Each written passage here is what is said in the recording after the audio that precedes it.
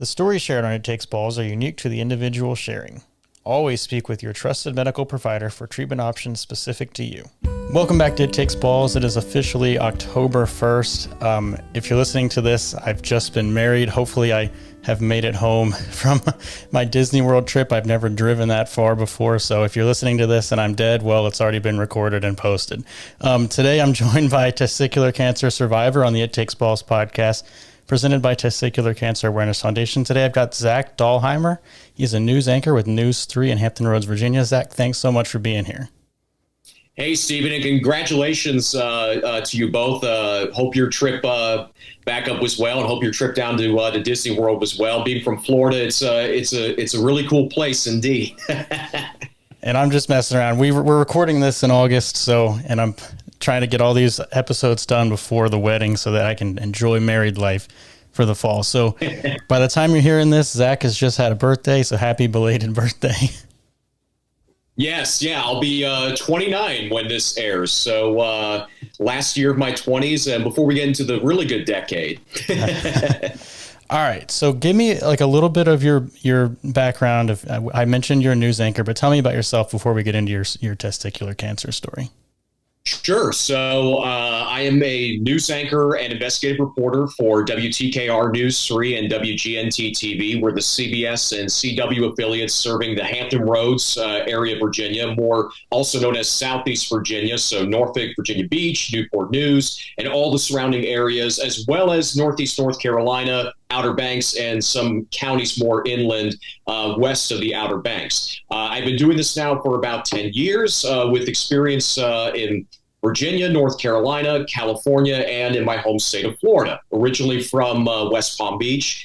Grew up down there, went to high school in Daytona Beach, just outside of Orlando. Proud University of Florida Gator graduate from the University of Florida Journalism School, and soon to be graduate from the University of Missouri. So I'll have that double SEC thing going for me pretty soon.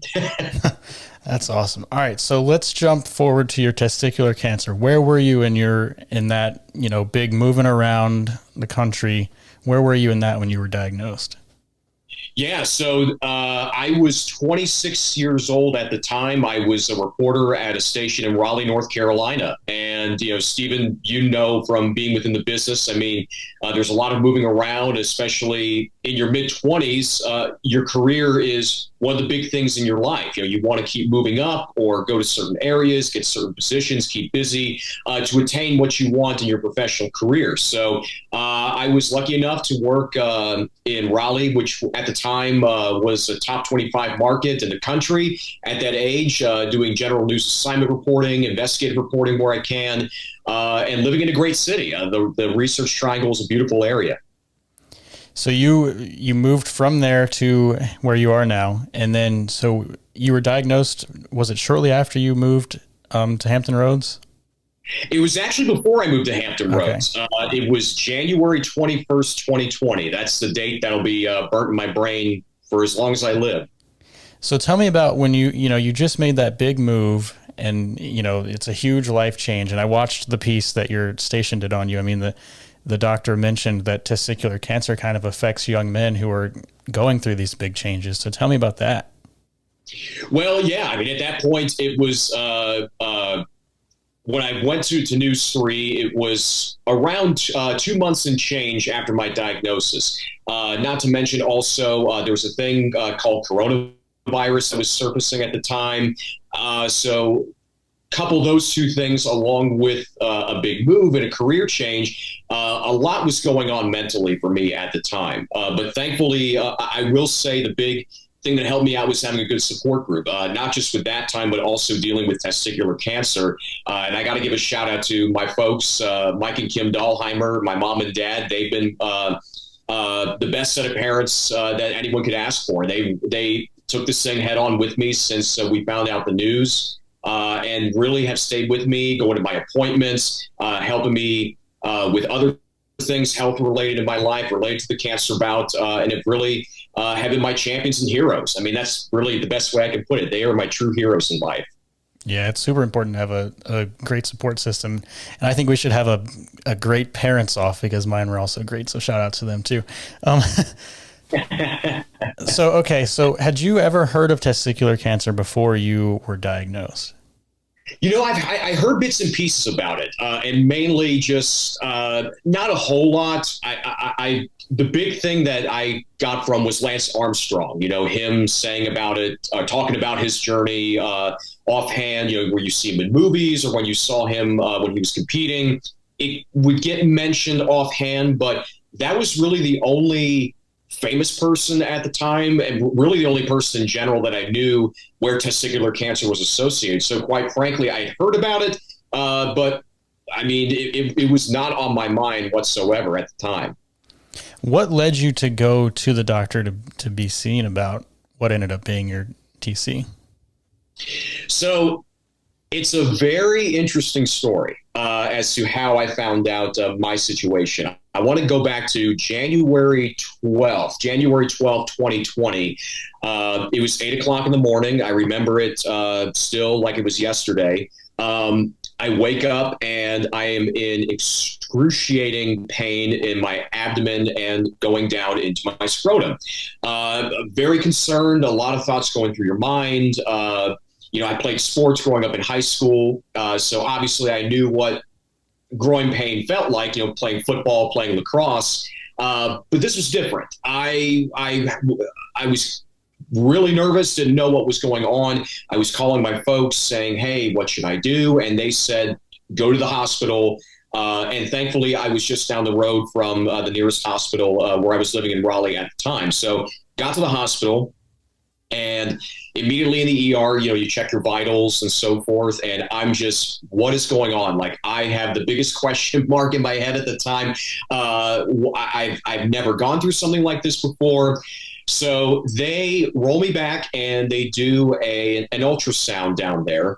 And a little bit goes by, I would say about like an hour or two. And I have some medical staff, doctors and nurses come back, and they put me on a bed, they put an IV in me, and which makes me even more concerned. So I'm saying, I thought I was just coming into an ER visit just to get evaluated and maybe get prescribed something and go home. Well, I think it was the PA and then the doctor, Dr. Kevin Perry, who was the urologist on call at the time at the hospital, came in and said, this is very serious. You need emergency surgery right now, and we're up against the clock. And even more concern now goes in my head. And I'm like, what are you talking about? And they said, well, have you ever heard of a condition called testicular torsion? And I said, no, not really. I haven't. And basically, for those of your listeners and viewers that may not be aware of it, but it's basically when they twist. And it was one of my testicles that had twisted of at least a full revolution and a half. I don't remember the exact degree, but it was about, I think my doctor said 530 to 720 degrees. So about a revolution and a half to like almost 2 revolutions. I don't remember because it's been a while, but I remember Dr. Perry was just saying, did you walk in here? I'm like, yeah, I walked in. He's like, I don't know how you walked in and you're not on the floor writhing in pain. You should be in a lot of pain right now, like you have a high pain tolerance. So long story short, they walked me through. They said, well, this is a condition to where depending on when this was onset, we can try and salvage your testicle. But at a certain point of time, because the whole point of torsion is the testicle turns and cuts off the blood supply. So if it goes prolonged past a certain time, the testicle could die because no blood is coming down to that area. So they go back into the they roll me back into the ER. They explain everything beforehand. They said there is a chance you could lose it depending on how it is when we go into the operating room. So, and my big concern for me was and I asked him, I said, can you just tell me, I want to be a dad someday, and I want to be, get married and have kids. Is this going to impact it? And they said, well, no, you still have your other ones, so you could still have children from that standpoint. So I said, okay, well, that got that big concern for me down. So They went in, they had the operation, and they unfortunately could not salvage the testicle, so they ended up removing it, and then also helping with the other ones, so that way the right side wouldn't do what the left side did. Stayed overnight in the hospital and got discharged the next day. My folks came up from Florida while I was in the OR. I was by myself at the time. No one, I didn't have a significant other with me. I didn't have my parents with me, just by myself, but they came up from Florida to help me out in the recovery. So I was at home at week recovering and went back to work the following Monday, which would have been January 20th, I believe. And I get a call, and the call was from Dr. Perry's nurse at his office in Cary, North Carolina. And she said, yeah, this is so-and-so, the nurse of Dr. Perry's office. We just wanted to touch base with you. I know that you had your post-op with Dr. Perry scheduled for Wednesday this week, but we actually wanted to call you to see if you could schedule it. He wants to see you a little bit sooner. Can you come in 2 or 3 hours, in the next 2-3 hours? And in my mind, I'm like, well, no, because I work what we call in the TV news business night side. So that means you work from roughly 2:30, 3 o'clock in the afternoon to about 11:30 midnight, depending on where you are in the country. But I said, well, no, unfortunately, I can't come in. I got to go into work. It's my first time back in a week. And she said, well, how about tomorrow morning, 7:15 a.m. You'll be his first patient of the day. You'll have all the time in the world with him to go over the procedure. That was it. That was what was said on the phone. I was just more kind of just, I gotta wait, I gotta work till midnight, then I gotta come in at 7:15 in the morning. So I was just more concerned about that. And I figured, well, he does surgery, so maybe he's shifting his schedule around, trying to work things out. So I said, okay, yeah, sure, absolutely. I'll see you Tuesday morning, 7:15. So go back to work. Everything's in my mind is back to normal, typical night at work.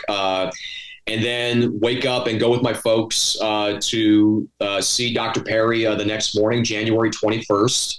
And no one was there, just the staff. We were the only patients in the waiting room. Call us back to his office. You have the chairs and everything, books, examining tables. And a little while goes by, and he comes in. Immediately grabs a stool and rolls it up to me. And he said, how are you doing? I said, I'm doing okay. Good to see you. It's been a week, I know. And he said, yeah, no, it's good. Good to see you. And he said, thank you very much for coming in, especially shifting your schedule around. And then he goes into it saying, I'd much rather deliver this type of news in person versus over the phone or through email. And then the wheels start going in my head saying, well, where are you going with this, doc? And so he then explained after the torsion surgery, they do a pathology report, which is standard operating procedure. And about a few days or so later, they got the pathology report back, and they found on the testicle that was had the torsion that they removed. He said, he was telling me, yeah, we found something called seminoma, which is a type of testicular cancer. And at that point, I just go deaf. The information's coming in, but it's not processing. I'm hearing noises.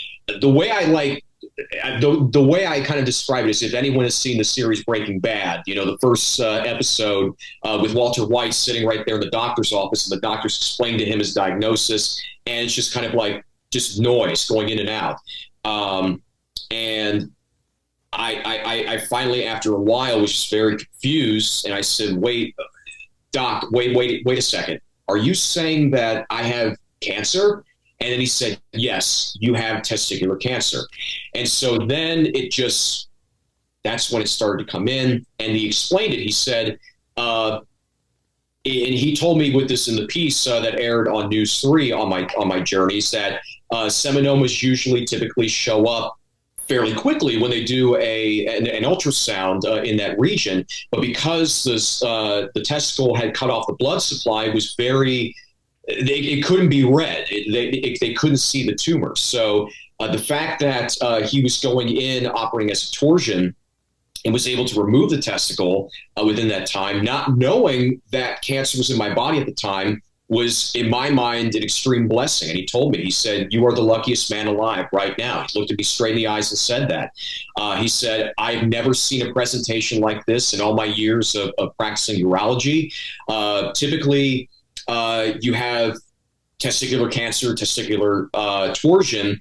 Very rarely do you have one masking for the other."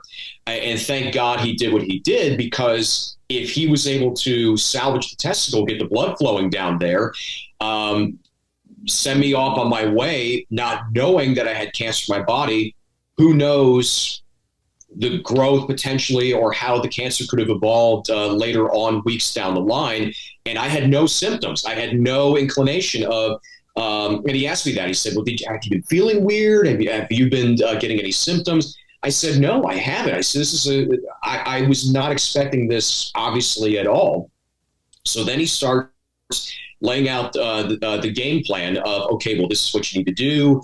And I'm like trying to take everything in. Thank God my mom and dad were with me, because they were kind of taking notes and mentally taking stuff in as well. Okay, this is what you can expect. These are the different treatment plans that we have.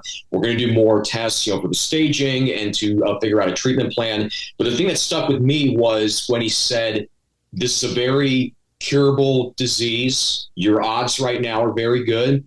And he looked at me and smiled, and he said, "You're going to be okay.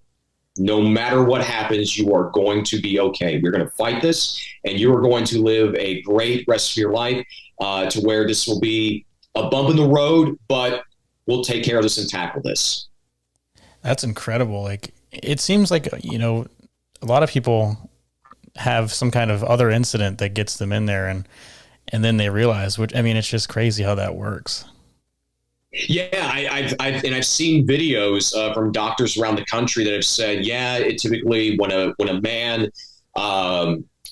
feels something weird, or they go into a doctor and there's they diagnose it through there. But this was just like I said, I'm very thankful for Dr. Perry, because I'm convinced he saved my life. Had he not done what he did, and in that sort of way, if he didn't go that route, who knows where my journey could have gone from there. So I'm very appreciative of him, and hold him in very high regard to this day. Yeah. Hey, shout out to him. So you were which stage? Stage 1? I was stage 1. Yes. Stage 1 seminoma. And the process after that involved going to seeing different oncologists. There was a bunch of different doctors I went to. I went to a local oncology clinic in the Raleigh area, and I went to different clinics around the country, not just in North Carolina, but up to Sloan Kettering in New York, just to get those different opinions. Because I was told early on, especially with the cancer diagnosis, you want to get a second opinion, maybe a third, and obviously find the one that's going to tackle the cancer, get the best results, but get the treatment plan that suits you well, and that what you'd be most comfortable with, and so forth. So it was a lot of that was an interesting experience, going to different clinics, Sloan Kettering, Duke, and then UNC, which is where I ended up going to start my active surveillance treatment. There was at first we were thinking possibly chemotherapy. Then I had one say, well, maybe another surgery and radiation. And then UNC came and said, yes, active surveillance. This is the treatment plan we recommend. So from there on, they said that, of course, your presentation was very unique. So we're definitely going to keep you under a microscope out every 3 months for that first year. So MRIs, blood work, x-rays every 3 months in 2020. Then it evolved to every 4 months the following year. And then this year I've done the every 6 months. So by the time this is being recorded, my last appointment would have been end of August, and then going back up in the following February which will be 3 years of active surveillance at that point too, which hopefully then we can go to once a year for scans and tests moving forward. Well, congrats, man. That's awesome. So when you're going to when you're going to all those different hospitals for the different opinions and you're getting those kind of mixed treatment plans, I mean, how are you and your parents deciding what is best for you? Well, I mean,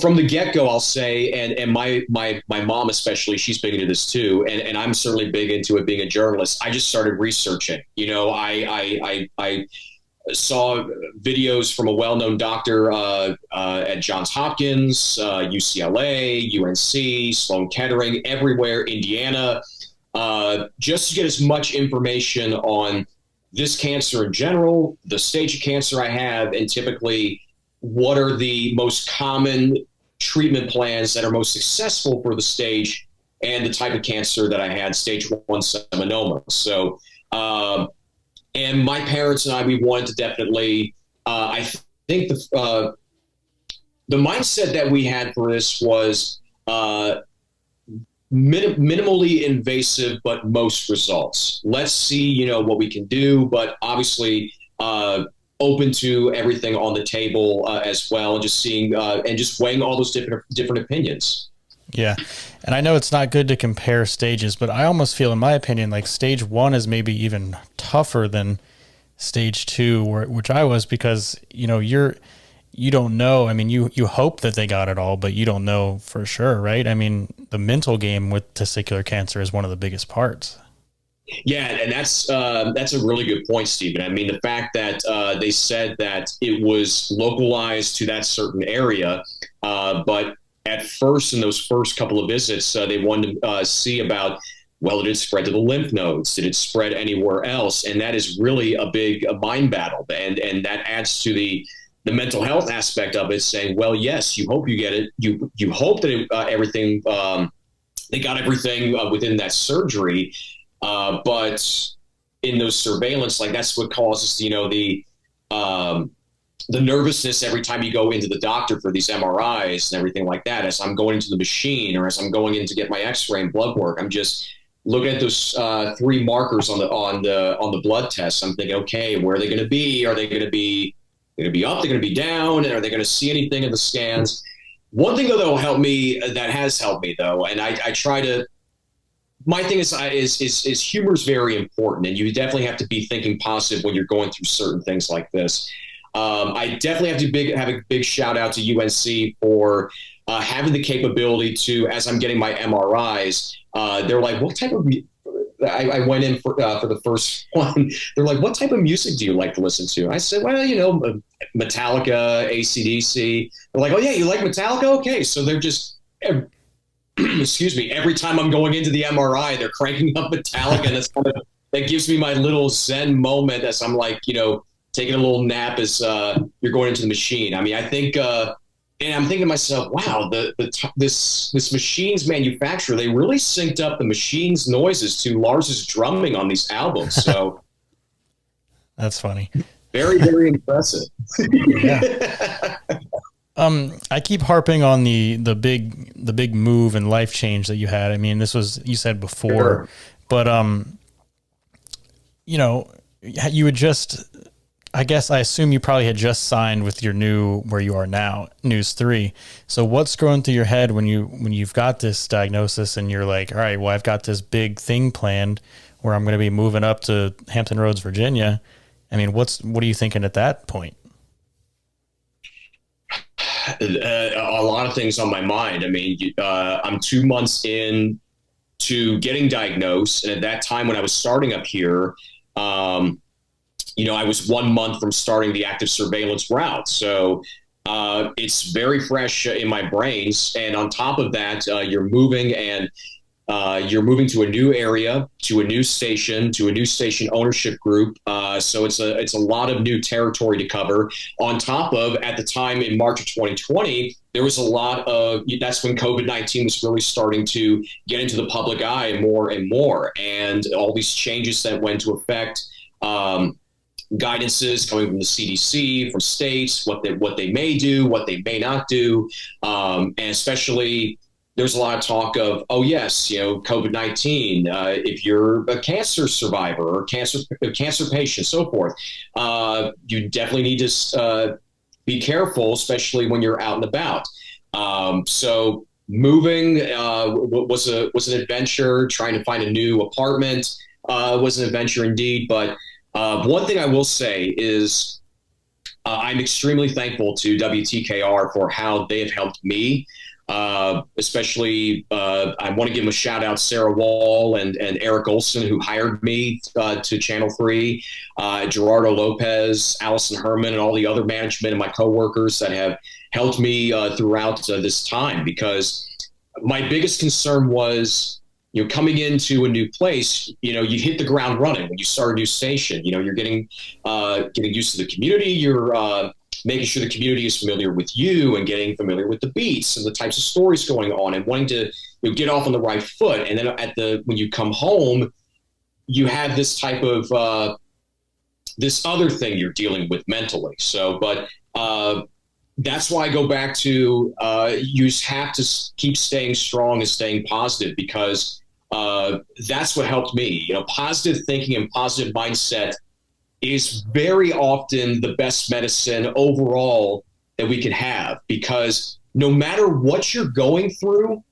it can be such a good cathartic experience and mindset to be in to help you navigate even the darkest waters. So that's what's really helped me get through this, that support group, as well as just thinking to myself, oh yeah, no, I'm going to beat this. I'm going to beat this. And I said that from the beginning, the first day that when I was diagnosed, I'm going to beat this into oblivion. And so just having that mindset from the get-go and saying rock and roll, we're going to knock this into the ground and enjoy the new experiences and think about the life experiences that are ahead for you later on down the line. Yeah, I guess, you could maybe look at kind of all those changes that were going on around the same time. You could either look at them as a distraction, which I guess might be maybe the positive route, or you could look at them as like an added stress. And it sounds like, you went the positive route. Yes. And that's the only route. Yes, it was a distraction, and obviously stressful. And stress is not something that anyone going through cancer wants or needs. So, it's having that positive mindset and just surrounding yourself with positive people, in a welcoming atmosphere and helping you out. The station has been very flexible with my schedule when I have to go to Chapel Hill for certain follow-ups and stuff. So, and just being aware of your mental health too, and making sure that mental health is taken care of. And that's one thing that I got out of my experience going through cancer is mental health is so important. It's just as important as your physical health, because you have to make sure you're taking care of yourself and know that you're okay before you can go on and go through certain ventures and measures, and also go through experiences with other people. Yeah. I was going to ask about if you were still being treated down there. Do they let you get blood work or anything locally, or you have to go all the way down there for all that? They've given me the option to have everything done up here in Virginia Beach or Norfolk, but out of my own choice, I just chose to stay with Chapel Hill and UNC. They're a great facility, and I love my doctor, Dr. Matt Malowski, my oncologist that I've been working with for the last 2.5 years. And he gave me that option too when I moved, saying, hey, if you want to continue the test, I can refer you to someone up there. And I said, no, I appreciate that, but he's very highly regarded and has done a lot of great work in this field.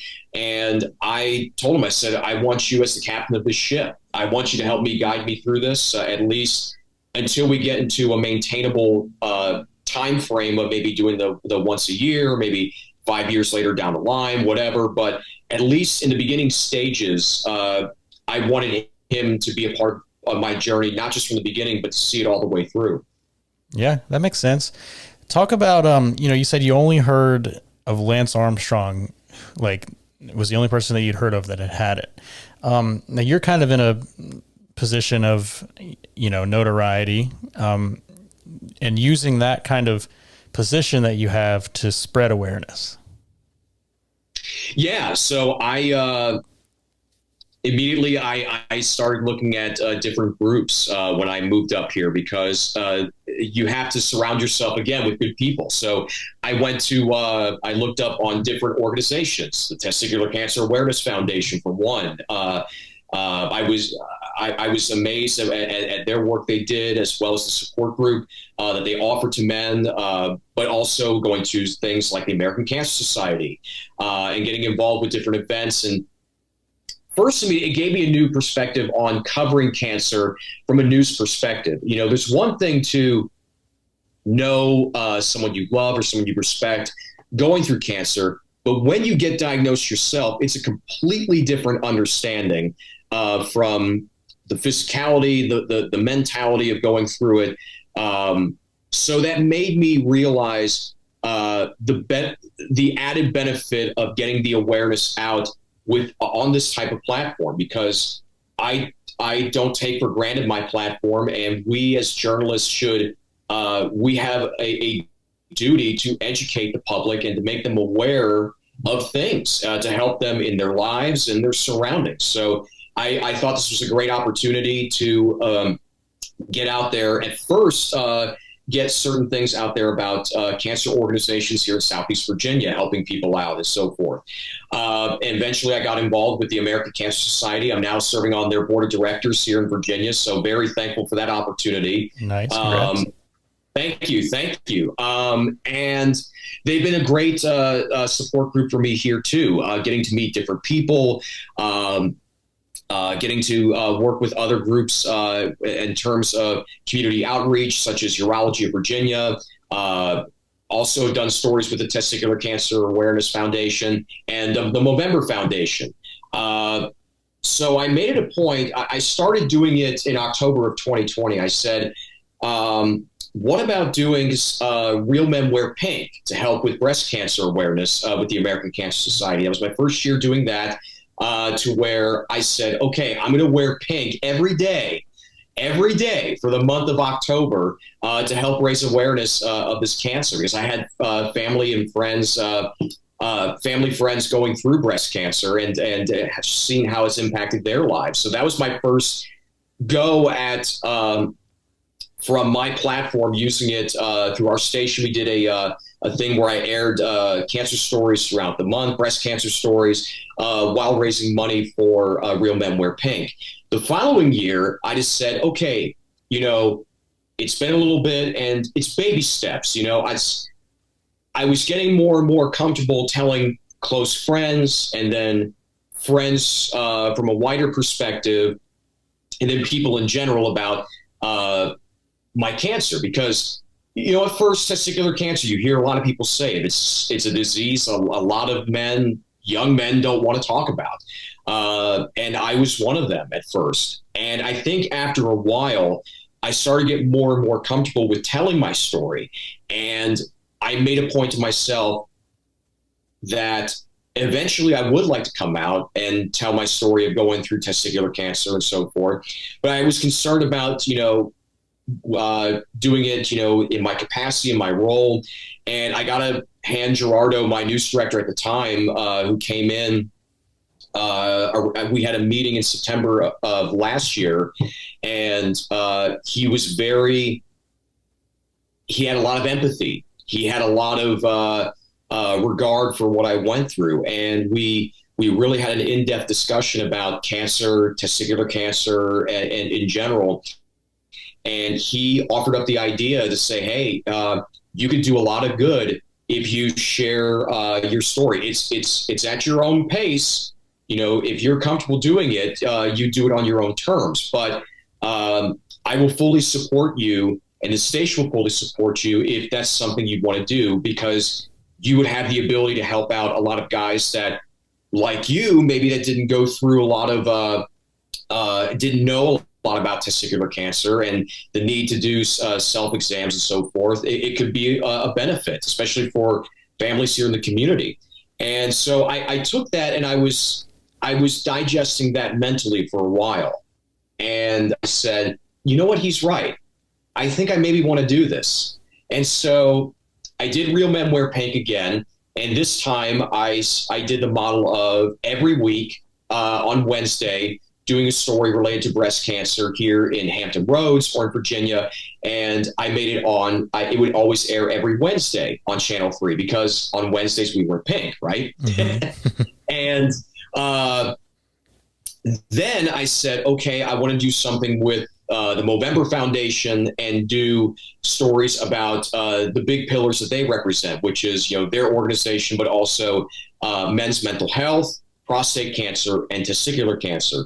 And up until the month, I was kind of going back and forth mentally. I'm like, do I want to talk to, do I want to find another survivor in the community? But then I was thinking more about Gerardo, what he said, and what I was thinking about, there's no time like the present. It's a great opportunity. And I said, you know what? You have that feeling of, I'm ready. I want to, tell everyone. I don't want to, keep it a secret, because at certain points in the beginning, I said, oh yeah, I had cancer. They asked, they said, well, what type of cancer did you have? I said, well, it's a private matter. I don't want to, go into it. But then I said, you know what? I want to be open. I want to tell people about what I went through, because hopefully my story could be a story of strength to maybe other men that have went through it or that were newly diagnosed, and also be an advocate guide for families to make sure that they're well aware of this is what you need to do for early detection. And so that way they're ahead of the game. Hopefully their family member doesn't get it, but they know the important information if needed. So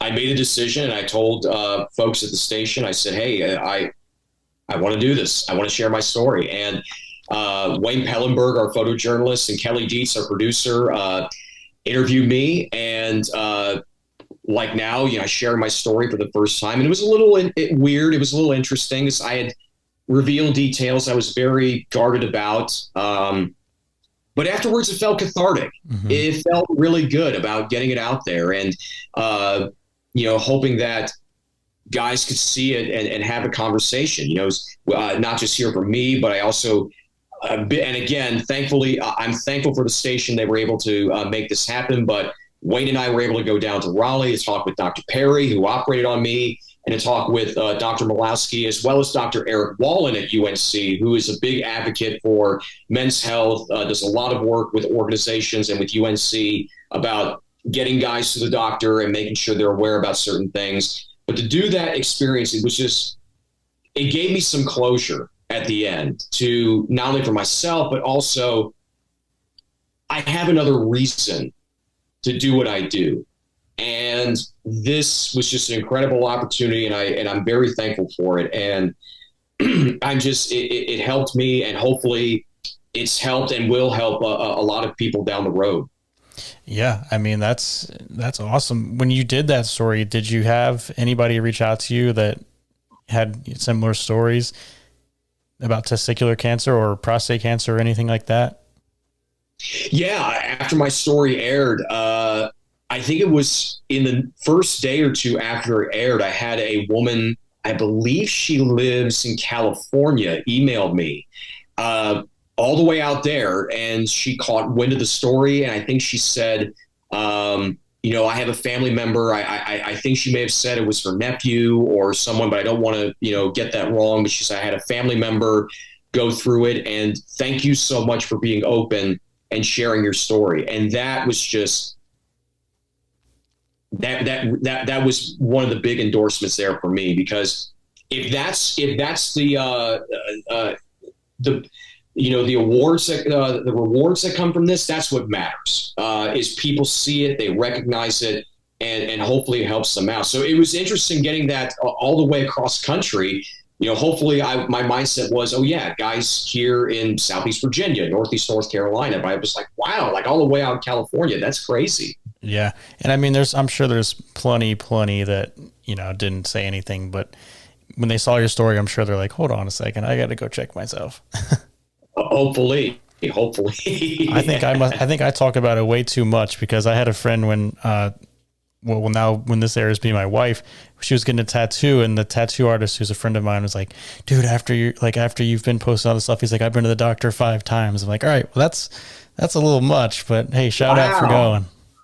Yeah, but look at that. I mean, just it's unbelievable the impact that, whether that's on television or social media is a big one. I mean, to be able to get out, not only our personal stories, but to get out vital information and hear from doctors. I mean, this podcast. I mean, I've listened to a lot of other survivors being brave to join you into sharing their stories, hearing from doctors, sharing their experiences. It's vital. And that's the way that this message is going to get across. The more we talk about this, the more of an impact this is going to be to really make big dividends on this eventually. So as we said, today is October 1st. So next month is November, and that's when everybody does the men's health stuff. You got anything planned for your, story wise? I think I might be talking to someone I'd like to interview on this episode right here, as a matter of fact. I'd love to do it again, and it was great. I mean, we started a WTKR team. We had a lot of the anchors and reporters grow their beards out with me. Blaine Stewart was such a fan of his beard too that he was able to keep it after November. So shout out to him. And yeah, I would love to do more stories about doing stuff with you, doing stuff with prostate cancer survivors, mental health awareness, and talking with local medical providers about getting that word out and to share more stories, because it's great to hear from, if one person shares their story, that's great. But if we could have that person also share, or other people join in with that person to share their stories and their experiences, the more it gets out there, the more benefits we're going to have. So I'm very excited about this campaign. That's awesome. And I just have to say, this podcast is Testicular Cancer Awareness Foundation. So, we're partial to TCAF on this side of the camera, but, hey, that right there too. I got the wristband right there, man. That's awesome. Yeah. Shout out. So if anybody who's listening to this and, testicular cancer is your thing, TCAF we're always accepting donations as well. Is there anything that you want to add that I didn't ask about? I think we covered it all. I mean, this has been a great experience, and thank you so much again for this opportunity to share my story and my experience and why I do what I do. As I mentioned, I have a new purpose now in life. I feel like with cancer, you have one of two options. My pure opinion, one, you could do nothing, or you could stand up and square off with it and really, smack it right in the mouth. And I think doing the latter, it's really helpful. And it gives you for me at least, a new purpose in life, with my career, with my life, getting involved, because at the end of the day, we want to make sure this information is out there, but also to help out people, because whether it's yourself or whether it's a family member or a friend, someone that's going through, whether it be testicular cancer or another type of cancer, and being there for them, you have no idea how much it means to have that support by you. Because, I showed you the one wristband, but this is another one that I wear right here. I don't know if you can read it. And I've worn it. I wear it on and off. I wear it to my cancer appointments, checkups, and also during the months where I'm doing awareness, but it says no one fights alone. And that is so true. No one fights alone. You're never alone. Align yourself with the support group, and, go to resources to help you out. I think that's a big game changer nowadays. And I would like to see, I mentioned the Testicular Cancer Awareness Foundation has great support groups, opportunities for men going through this. And that's something I personally would like to see with other health providers, hospital groups, especially in more localized areas, because it's so important to not just have them in certain geographical areas or cities. We need to make sure that everyone is getting it across the board, so that way everyone has a fighting chance. Yeah. One more question, as a news anchor and investigative reporter, you're already kind of, at least you can turn on this kind of extrovert version of yourself. Do you find that like being a cancer survivor, you're more liable to go out and do things and meet people and have experiences? Yeah, I do. It really has helped me with that. I've done a lot of different, with Relay for Life earlier this year. It was it was great for me to be able to interact with families and other survivors and to have those experiences, but also to also talk with, for instance, meeting a young man from England who did work for the Testicular Cancer Awareness Foundation, James Gray. And to do a story on him to bike thousands of miles across the country and to showcase the good that people are doing in these communities. But having that being that professional life, I mean, it really has helped me be open with people about my journey, but also reminding me of the what I can do and how I can help, however it can be, to ultimately help everyone out as much as possible. What about like, just kind of doing things that you wouldn't have normally done because you faced your own mortality?